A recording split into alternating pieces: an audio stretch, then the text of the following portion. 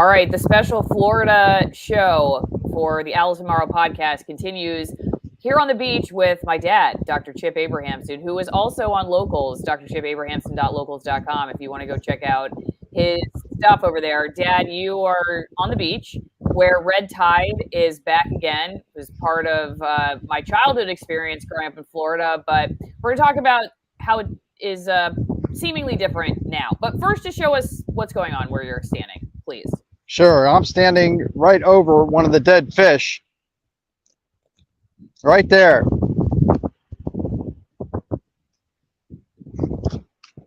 Lower your camera just a little bit. Put it back and hold it there for while you're talking. Hold it back Okay. on the fish and lower it just a little bit. Yeah.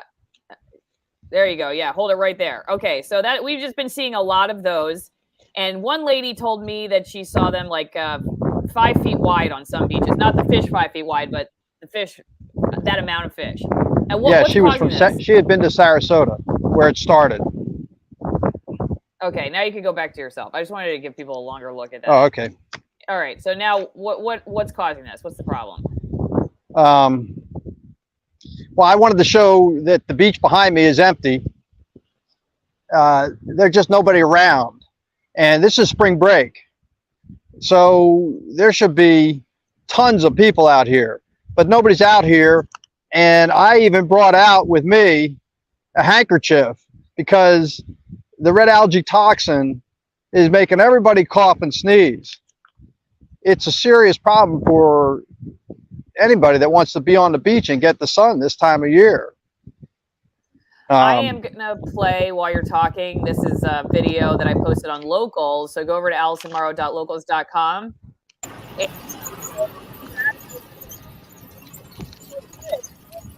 Okay.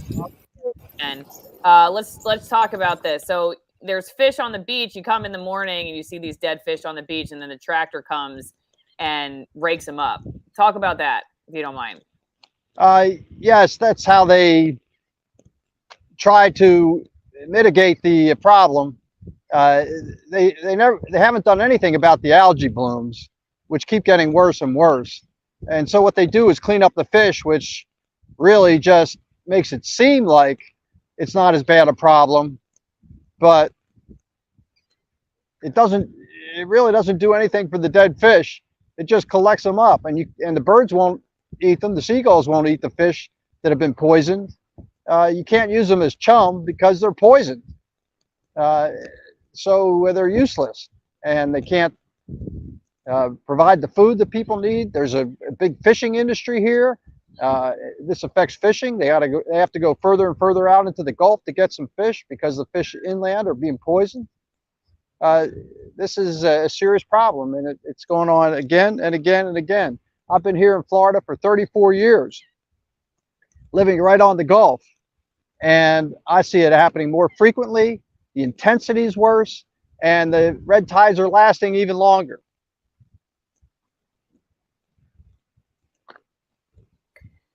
Okay, so I have your drchipabrahamsen.locals.com. My connection's not great, so I don't know if people are okay, can understand what's happening here. Okay, so let's show something else real fast. When we're talking about, I'm going to show the Naples news real fast because we'll just talk about what the local media outlets are showing and what they talk about, because they don't tend to give you a whole lot of information. So this is just an example from the Naples Daily News, and it says red tide, Fort Myers Beach removes 10 tons of dead fish from beaches, 3 tons to go. And it says fish littered Fort Myers Beach near the middle of the island Monday with what the experts are attributing to red tide. Now, keep in mind, Fort Myers was the area hit the worst by Hurricane Ian. Fort Myers Beach officials have hauled off 10 tons of fish with another 3 tons to be removed Monday. And I should say, I added the thing about Ian. That wasn't in there. I just added that. Fish kills have been reported from Sanibel Island south to Marco Island. And see the similar kind of fish. Red tide is caused by a naturally occurring microscopic marine dinoflagellate, Carenia brevis, With the right water temperature and nutrients, K. brevis can multiply quickly, creating a harmful algal bloom that produces a toxin that can cause death to marine life and respiratory irritation in humans. And then they just say that their journalist is just going to show you his pictures. But that's about it. That's all you get. So what do you think is missing from the news reports as a resident here, Dad? Well, they're using, you know, the code word, which is nutrients, and it's warmer than usual for March. Normally, the coldest water is around. Whoops, I lost him. Hang on, I'm putting him back. But it's around 75 degrees right now. Dad, hang on. Start over. Say that one more time. Oh, the two words they used were water temperature and nutrients. The water temperature definitely affects it. The water temperature is higher than usual. It's around 75. And this time of year, February 15th, it's often in the 50s. That's the coldest water of the year. So the water temperature is warmer. That's not something that we can really control. The other buzzword they use is nutrients, and that's the word that the government uses. They don't say that they don't use the true word. They use the euphemism nutrients. The true word they should use is chemical fertilizer. That's what they mean when they say nutrients, and the media won't say chemical fertilizer. Well, it's produced in Florida. It's big industry here, but we had a dump from. They had so much waste that they just had to dump it into the water in the Tampa Bay, I believe, all the chemical fertilizer in 2021, and it caused a huge red algae bloom. And everybody knows that it was made worse by the red algae. So the media says, oh, we have these all the time. There have been red algae blooms for centuries. All right.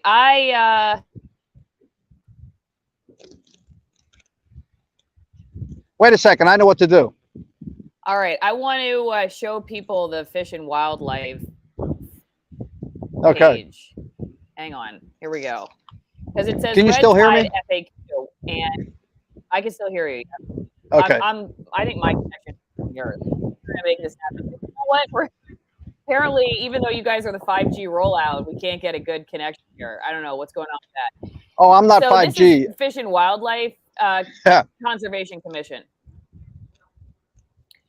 Control of red tide in Florida is not a simple issue.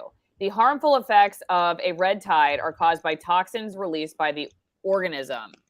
Potential controls must not only kill the red tide organism, but also eliminate the toxins from the water.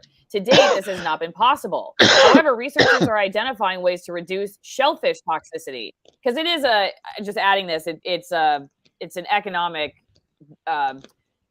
disaster in some ways. So in addition, any control strategy must not harm the environment.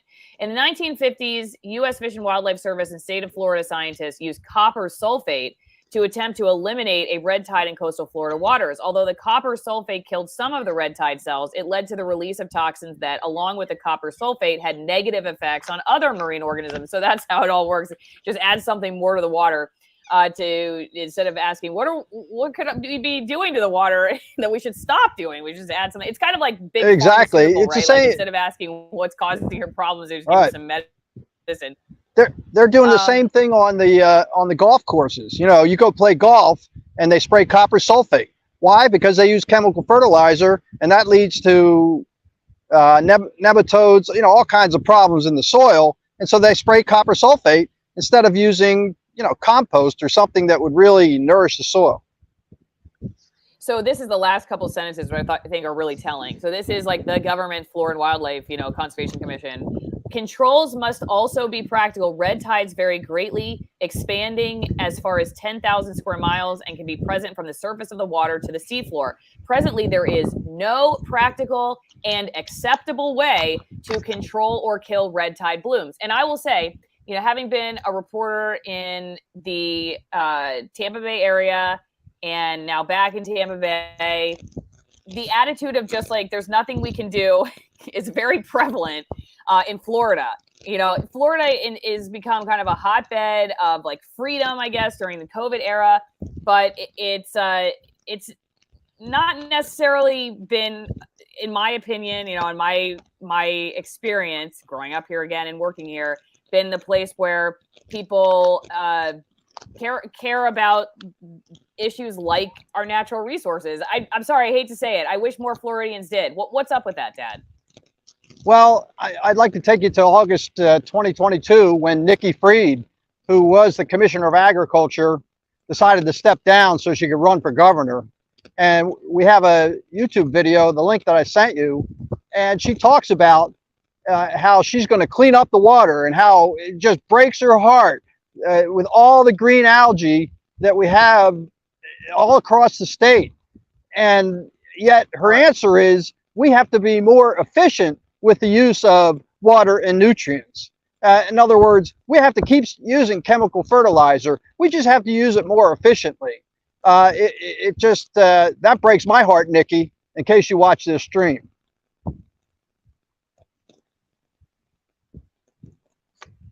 I'd like to say, you know, not only has she pointed out that nutrients, i.e. chemical fertilizer, is the problem by saying that more efficient use of nutrients is the answer. Jackie Davis has a great book called The Gulf.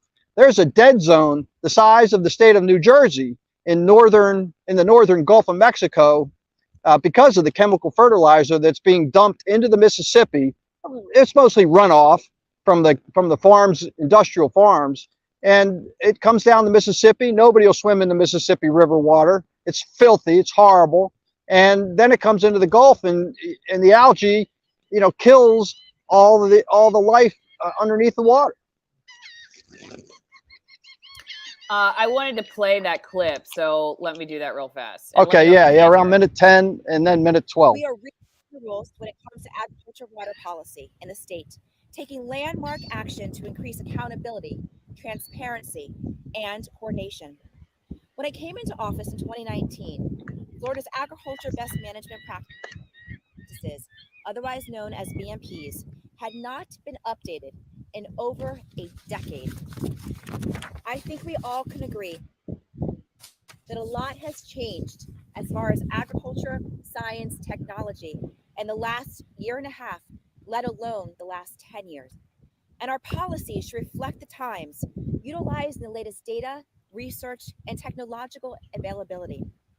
As part of our Clean Water Initiative, our Office of Agriculture Water Policy is revamping and reinventing its programs to ensure the high level of effectiveness. This includes common sense changes, like prioritizing high-value projects with our cost share program to get the greatest bang for our buck for our farmers, who are the best stewards of our land. Continue to you could probably stop it at around 10:30, and then there's a second 15 seconds around minute 12. Okay. Such as cover crops and no-till drills. Well, she just said efficient. What did she say? Efficient use or something of resources. I knew you were going to talk about that.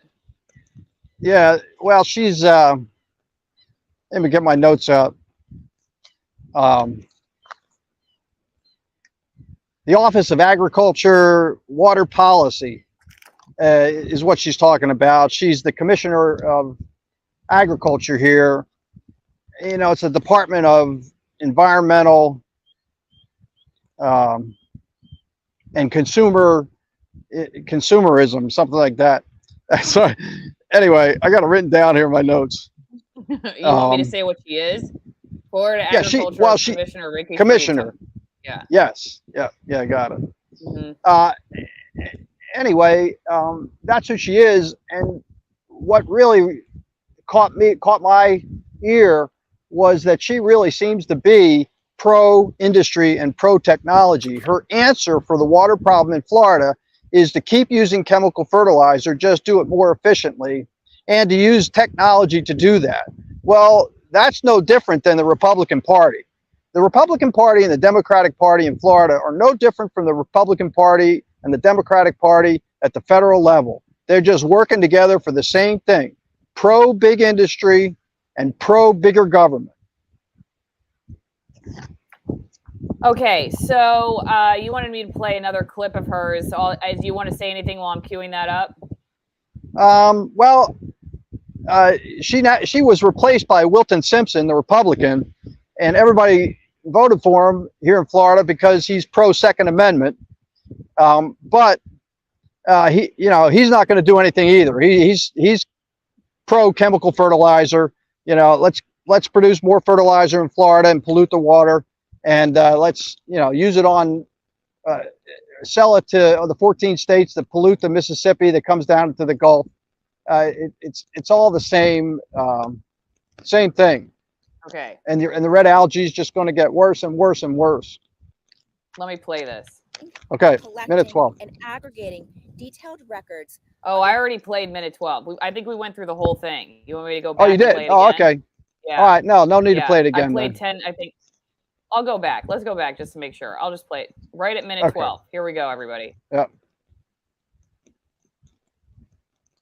Stewards of our land continue to employ more efficient nutrient and Yeah, water more usage efficient practices. water usage or nutrient usage practices. That's what she says. Let's just, I'm Yes, just going to yes. make sure I quote her right again. Let's just play it one more time. Buck for our farmers, who are the best stewards of our land, continue to employ more efficient nutrient and water usage practices. More efficient water and nutrient usage practices. Yeah, Yes. that's what she says.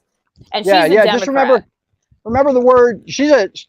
And she was anti-Second Amendment. Okay, so you know she's supposed to be pro-environment all the way. She's not, you know, a moderate. She's far, you know, supposedly far left wing, and yet she's working for the industry. There's no doubt about it. Technology and, you know, and better use of nutrients, which means keep using chemical fertilizer. Anyway, she was replaced by Wilton Simpson. He's now our Florida Commissioner of Agriculture, and things are the same. What I wanted to bring up was that what the government and the industry are doing is getting people to take sides. They want you to think that the Democrats aren't doing anything, that they're anti-Second Amendment, so you'll vote for the, you know, Republican guy, and then the Republican guy and the Democratic person, they're doing the same thing. Our environment is being destroyed by blooms of red algae and green algae here in Florida, and the policy of using chemical fertilizer and supporting that is on both sides. Both Democrats and Republicans are the same. They're supporting the big industry and supporting big agriculture, the fertilizer industry, and big government. They want government to increase. Both of them do. Even Ron DeSantis, you know, his government's not getting smaller; it's getting bigger. And what they're trying to do is polarize us. They're trying to get the Republicans fighting the Democrats, and if they can do that, then we'll be emotional and we'll think that the Republicans are the answer, or we'll think the Democrats are the answer, when they're both doing the same thing. They're both destroying our environment, and so that gets next. If you want to go there to, you know, what's the answer? Yes, I want to do that, but I do have an answer to at least one of your problems in life, and that is what you should drink with dinner tonight, and that is AllisonWinePromo.com. So don't forget, if you'd like to support my work and have a great glass of wine while you're doing it, go to AllisonWinePromo.com. You get 50% off my favorite Malbecs and 50% off shipping. And these are all high altitude Malbecs from small family farms in Argentina, hand-picked grapes, natural fermentation. Hey, the one in the middle, the 92-point Malbec, is from Argentina's oldest vineyard at 200 plus years. And they're handmade, and they're saying also critically acclaimed wines. I don't know what it means to be critically acclaimed, but I do know that I've had it before, and it's very good. I'm not a wine critic, but I can tell you that it's good enough for my palate. So if you support my work, it's good enough for yours. Go to AllisonWinePromo.com, get some great Malbecs, again, from high-altitude remote regions, fewer pesticides, harder working grapes, and you get to support my work at the same time. All right, so yeah, you wanted to go to, well, one thing that I was going to also show is how CBS covered it, because I also thought this was kind of interesting. This is the national news, because it's making national news again. It's, as you said, you know, they all kind of talk about sort of, they circumvent the issue, I think, with the depth that could help people. But yeah, say that control of red tide in Florida is not a simple issue. This is what I read earlier from the Florida Wildlife Commission, and that potential controls must not only kill the red tide, but also eliminate the toxins from the water. So they're basically taking it from the perspective that we just have this stuff in the water. This is what CBS is, telling us from the government. And we just have to do so. We just have to live with it. They do have water quality expert in University of Miami, Professor Larry Brand, saying that while hurricanes don't cause red tide, once you have a red tide started, runoff will make it worse. Warming oceans could also influence the frequency of red tides. Now, this is why I think this issue is interesting. We were talking about it, is because I had noticed, especially as an environmental reporter, that like the climate change as sort of this all-encompassing whatever issue that gets people so divided. For some reason, and I'm kind of thinking it's intentional, it becomes the politically polarizing environmental issue that overwhelms like every other talking point, like every other natural resource issue that people could actually, I think, and should, in my opinion, work together to address. But because if you say I care about clean water, then all of a sudden you get, oh man, you must be one of those climate change people that want to control everybody's behavior. Then people go, I don't want to be one of those. I don't want to look. Hear me. Anyway, so I just think it's interesting because I think the national news goes right to climate change, and I wonder if that's intentionally done to divide people over that issue, because that is such a polarizing issue. And then people go, all right, well, I'm not going to care about red tide because it's associated with this. I don't know if that makes sense. Yeah, it does. Our media is controlled by their owners, and their owners have an agenda. And if their agenda is climate change, then they'll use red tide. Never let a crisis go to waste. They'll use red tide as an excuse to promote their agenda. Okay, it's warm. This winter has been a warm winter here in Florida. They're going to say, oh, that's climate change. But oh, sorry. It's not. I don't think it's car exhaust. It just is. It all blows over to Miami anyway. But that's just an excuse to promote their agenda. And they're all doing the same thing. They're trying to hide the truth.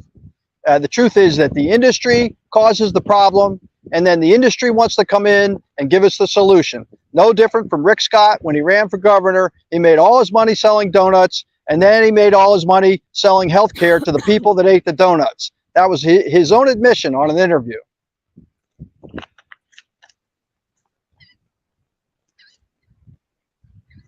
So to the answer, since I don't see Ali, I'm going to go somewhat to the answer. The answer is don't trust the government first. Oh, there you are. There I am. Go ahead. Yeah. Oh, the answer is first of all, don't trust the government. They're just trying to polarize us. They're trying to make you think that the Republicans are the answer or the Democrats are the answer. The Democrats are not pro-environment. You saw that clip from Nikki Fried. They are pro-industry and they are pro-government. And the Republicans are not pro-environment. They are pro-industry and they are pro-government. They both want to increase the size of government, and it's all a smokescreen. So you cannot make any change at the government level, despite everybody promoting Ron DeSantis and on and on. The state of Florida is not doing anything about the environment or the red tide, anything of significance. They have no answers, and they want things to continue as they are. So the answer can only be done on an individual or local community level. And the answer to all of this is not to ban chemical fertilizer. That's never going to happen. That would have to be done at government levels, and they're never going to do it. They're too powerful. The answer is to get people to wake up and realize that regenerative agriculture, soil that is enriched by compost, cover crops, rotating crops, whatever, somebody that practices regenerative agriculture. And although it's less than 5% of the people in our country, I know a couple farmers I get my food from. They've been practicing it for years and they're doing great. Full Circle Farm where I get a lot of dairy and meat, and Little Pond Farm here in Bushnell, Florida. And regenerative agriculture produces soil that holds water so that the water won't run off, and they don't use chemical fertilizer at all. So we can seriously lessen algae blooms by supporting regenerative agriculture. Please pass the word on. Support your local farms. Don't buy food from industrial agriculture companies. All right, over on locals, is the water even swimmable right now? Sorry, let me. Oh, okay. Answers. I'm finished my bullet points. Okay, question over locals is the. Whoops. Okay. I didn't hear that question, but I'm finished my bullet points.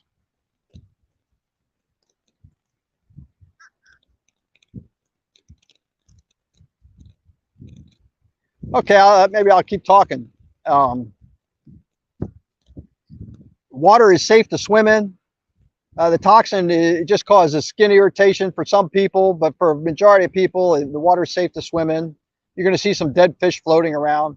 Sometimes there's so many dead fish in the water that they actually clean up fish from the water too. So when they say 10 tons of fish cleaned up in Fort Myers on the beaches, they aren't talking about all the dead fish in the water that sometimes they take nets and clean up. The problem is even bigger than that. And this has been around here for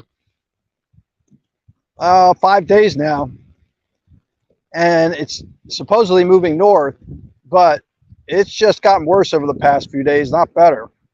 I have an ionizer in our home, which seems to help clean the air a little bit from the toxins, so we can, close our doors and we don't cough as much.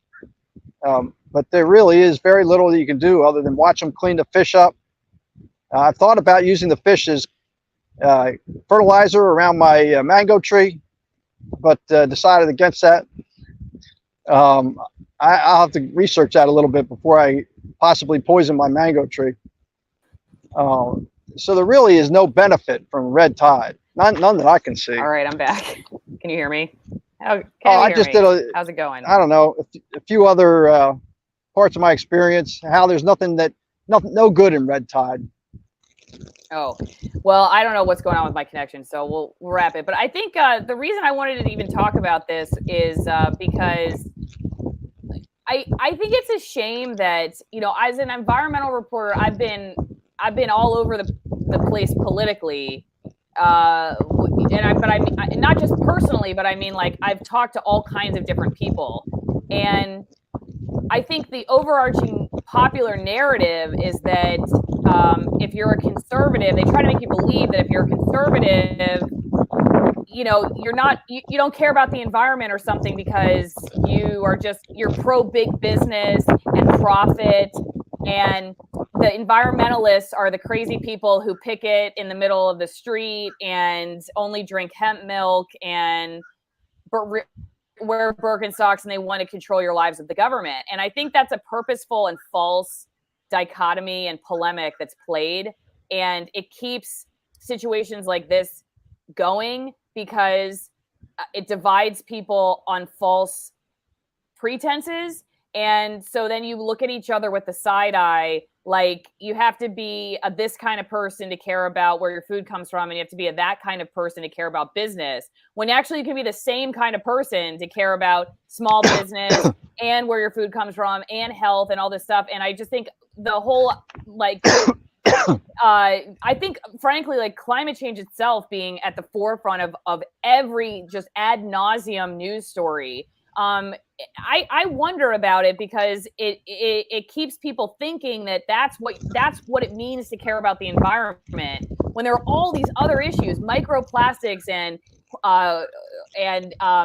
estrogenic compounds in the water or fertilizer or whatever. And there are actually like real solutions out there that individuals can participate in, but they won't do that if they just see like these trigger words in the articles and stuff that make them go, oh, I don't want to participate in that because I don't want to be that kind of person. It kind of reminds me of, like, we were talking about this off camera about the vaccine debate with the COVID vaccine, that if you were concerned about it, you were anti-science. And that was a very effective marketing tool for the powers that be, because it got a lot of people who otherwise would be, I think, skeptical of big pharmaceuticals, thinking, well, I'm not anti-science, so I mean, I have to go along with this. And so if you can tell people that you're a hippie, World Economic Forum globalist control freak, if you care about the environment at all, then people go, well, I don't want to be that. So it happens on both sides. On the Democrat side, they say, oh, you're anti-science if you're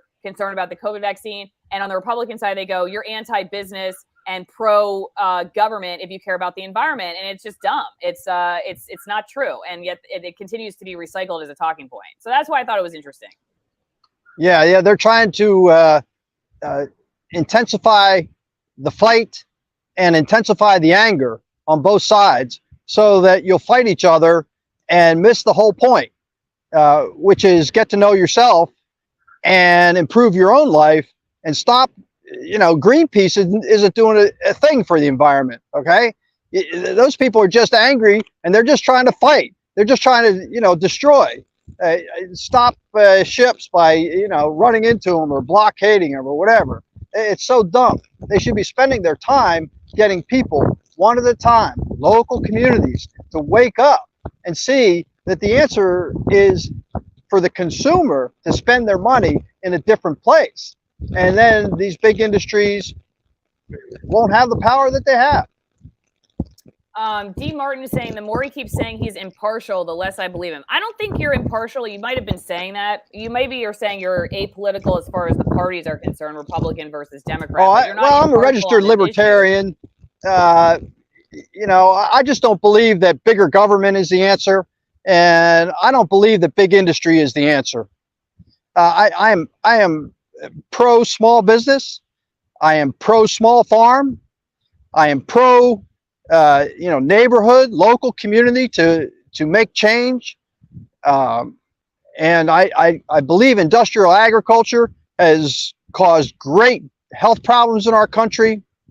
And I believe larger government has exacerbated that, not made it better. Okay, I wanted to go back real fast over to locals, because there was one other question about swimming, which I got booted out of the stream. But I did mention that it's safe to swim unless you get skin irritation. Oh. Yeah. Okay. Yeah. So we've been swimming, and not a lot of people are, though. A lot of people are freaked out by it, so they're not swimming. Yes. Okay. Any final thoughts before we go?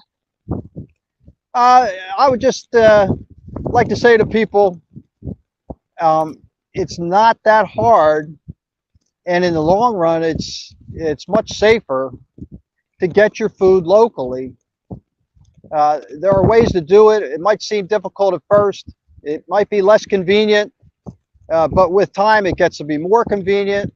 And in the long run, my food producers, Dancing Goat Farm, Full Circle Farm, Little Pond Farm, if there is a food shortage, they've all said they're going to support, they're going to feed their supporters first.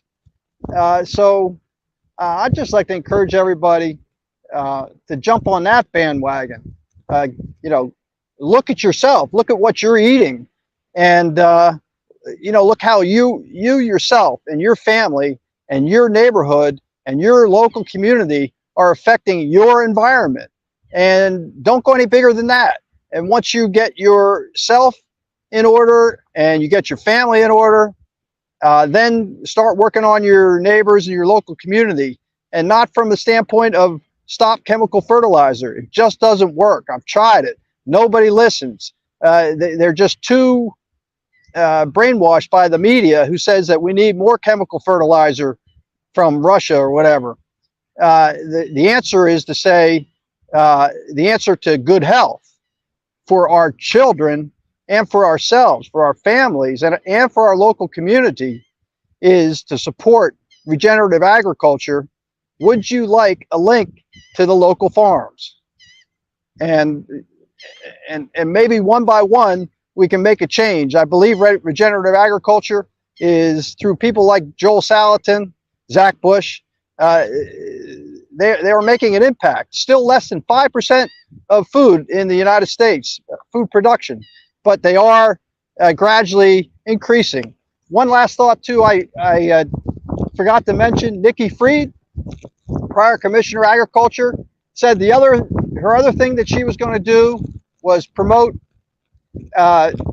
drilling instead of, let's see, she called it no-till drills, no-till drilling. In other words, instead of plowing the fields, which everybody knows is horrible for the soil, regenerative agriculture does not do that.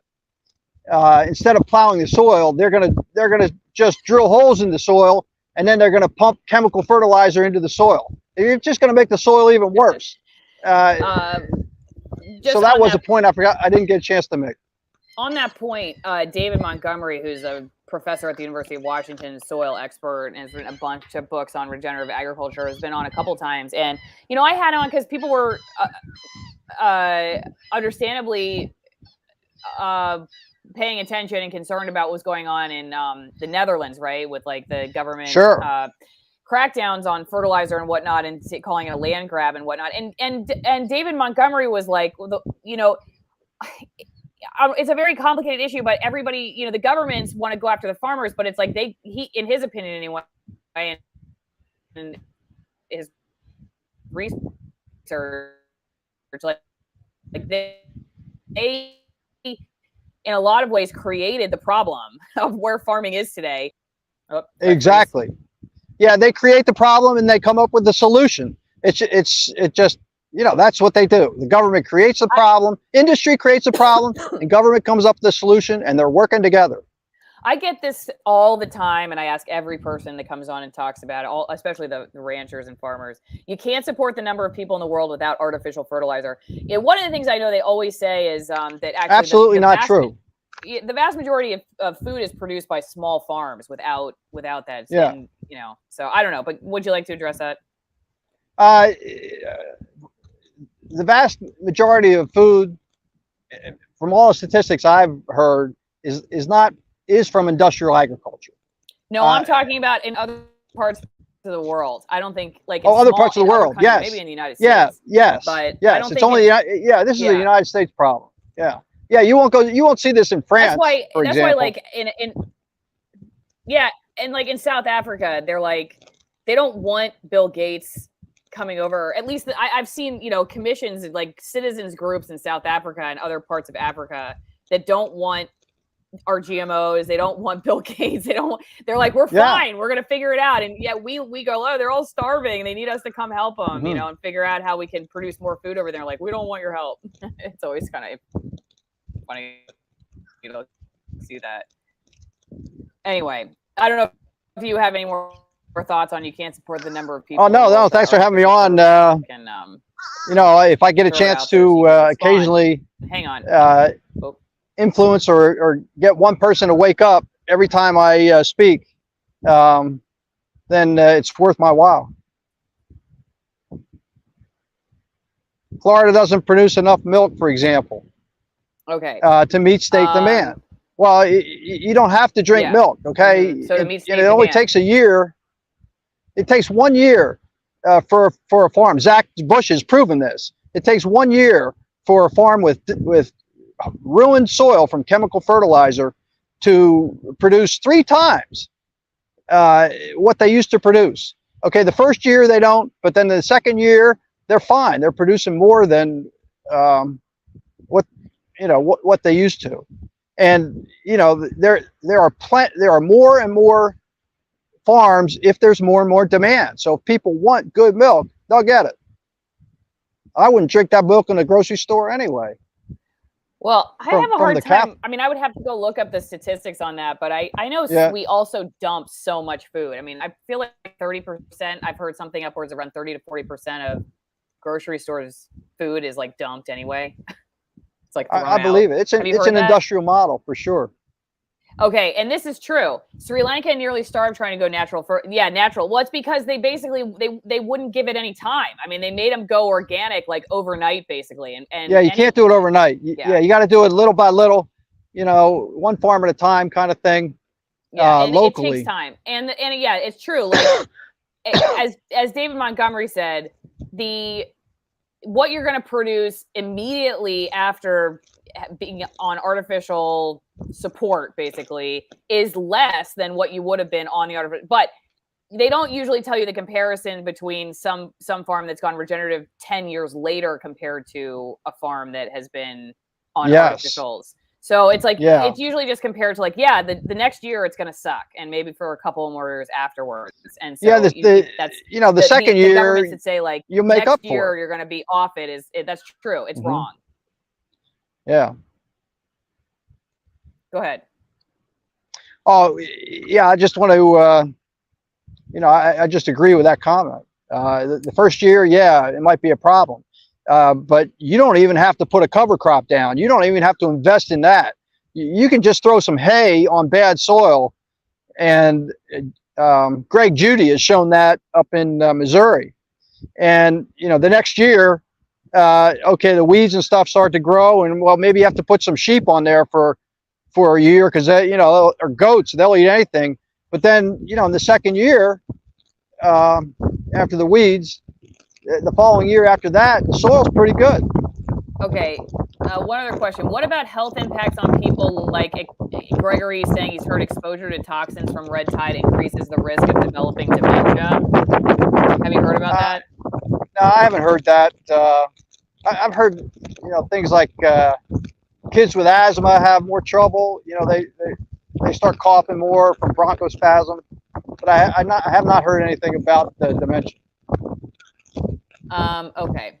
Well, I think we're good. I appreciate everybody bearing with us through some of the Wi-Fi issues or the internet issues, but I think we're good. Dad, any final thought? I should say you brought up Jack Davis, the professor at the University of Florida, wrote the book about the Gulf. We're going to have him on Monday, so he should be good. Yeah, you're going to have him on Monday. Yeah, that'll be a great podcast. And if it's going to be live, a great guy to ask questions. He's a history professor. He knows the history of the Gulf of Mexico, like the back of his hand, so to speak. He wrote a book on it called The Gulf. So I would encourage everybody, listen to that one and ask your questions. So you can find out what has really happened over the past couple centuries, in the Gulf of Mexico. And it's the same thing that's happening across our country. Okay, one final thing. Jack Faltrays. Okay, in the meantime, you go hungry.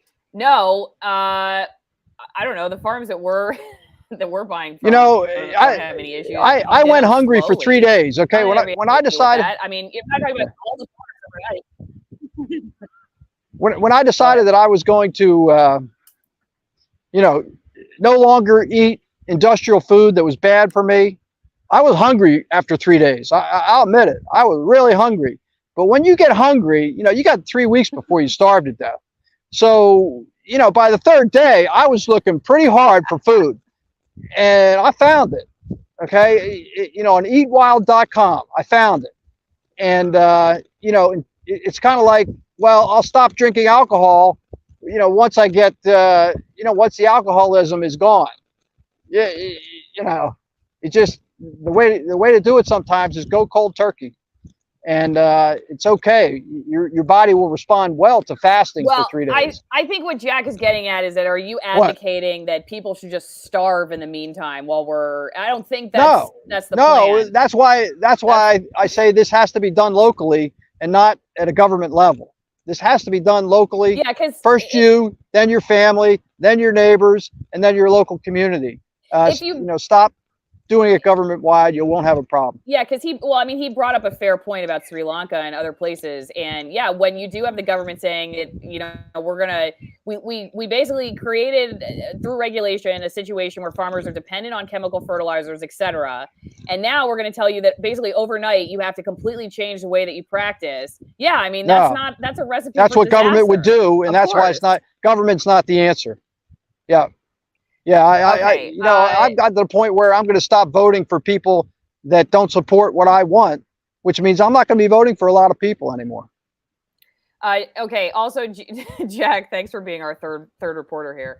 Can you please put links in the description? Yeah, totally. Well, I don't know what exactly you're looking for, but we can add links for Eat Wild is one of the ones you recommend. Yeah, right? eatwild.com.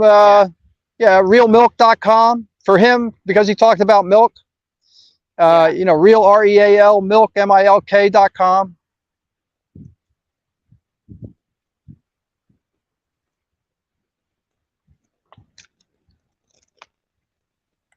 I don't know what state he's in. If he's in Florida, then I'll give him a few Florida links.